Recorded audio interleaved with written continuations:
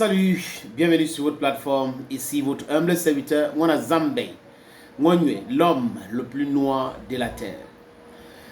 Donald Trump met la pression sur le Nigeria ces derniers temps. Donald Trump veut faire la guerre contre les terroristes ou les islamistes. Voilà pourquoi je voulais dire islamistes du Nigeria. Les terreaux. Donald Trump dit que le gouvernement nigérian fait quoi? Laisse assassiner les chrétiens. Donc Tinubu, qui a été aidé par la CIA pour devenir président du Nigeria, serait en train d'encourager l'élimination des chrétiens, parce que lui il est musulman, je pense. Bola Ahmed Tinubu, le président du Nigeria, portant qu'il est, dit quoi les amis?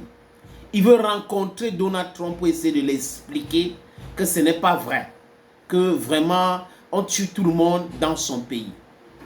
Voilà moi un pays, le géant d'Afrique, qui est très fragile, assis sur le pied de l'argile, parce qu'on a des politiciens faibles. Bola Ahmed Tinubu ne devrait pas être président du Nigeria. Les Américains sont derrière.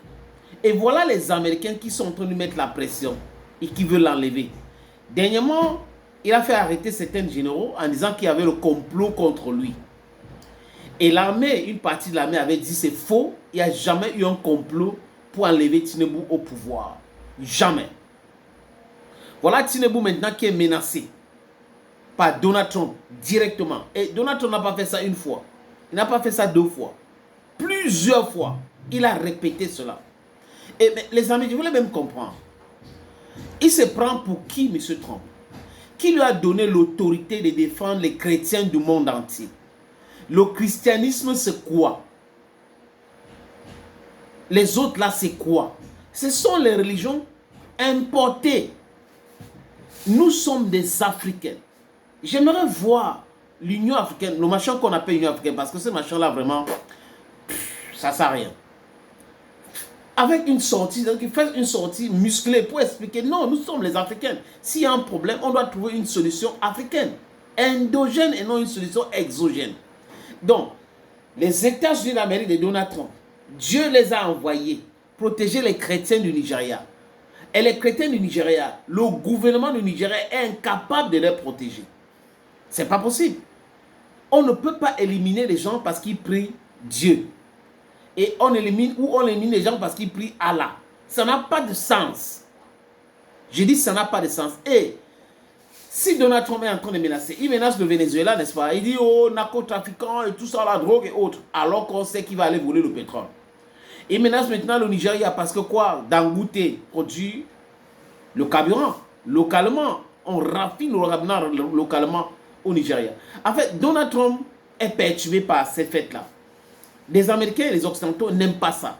Le brut doit aller chez eux et ils doivent exploiter ou raffiner pour nous envoyer ça, nous vendre ça plus cher et on doit rester les dindons de la face. Malheureusement, certains Africains n'ont pas compris. C'est les ressources naturelles du Nigeria, le pétrole qui intéresse Washington. Le fait que tout reste maintenant et que Shell n'arrive pas à importer ou exporter le brut du Nigeria, c'est un problème pour Donald Trump.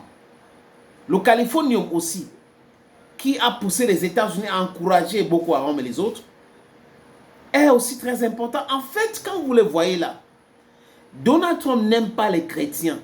Quelqu'un m'a dit qu'il y a le faucon dans le gouvernement Trump et tout ça là, qui sont les religieux, et qui n'aiment pas voir les chrétiens souffrir dans le monde. C'est faux et archi-faux. Ça n'a rien à voir.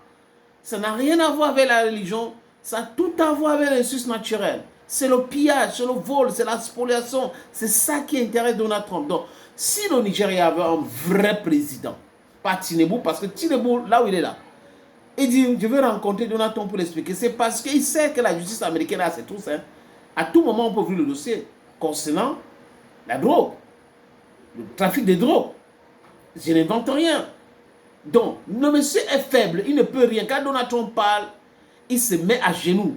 Mais un pays de 260 millions d'habitants, un pays immensément riche, paradoxalement pauvre. Vous pouvez imaginer cela? que Donald Trump hurle là-bas, que Donald Trump hurle contre Tchani, contre Assimi Goïta, contre Ibrahim Traoré. Les secondes après, on va lui répondre. Vous avez vu cette histoire de visa de caution? Le Mali avait augmenté sa part, les Américains l'ont annulé. C'est de ça qu'il est question. On ne peut pas avoir un pays sur lequel on peut compter en tant qu'Africain, être dirigé par un patron, par un ancien drogué, par un homme qui n'est pas digne, par un homme que on peut parler après il se met à genoux, par un homme qui peut courir pour aller se mettre à genoux devant Emmanuel Macron, un pays de 60 ou 68 millions de personnes. C'est pas possible. Le problème de notre continent, ce sont les enfants, certains qui ne sont pas dignes d'être dirigeants sur notre continent. Arongomi.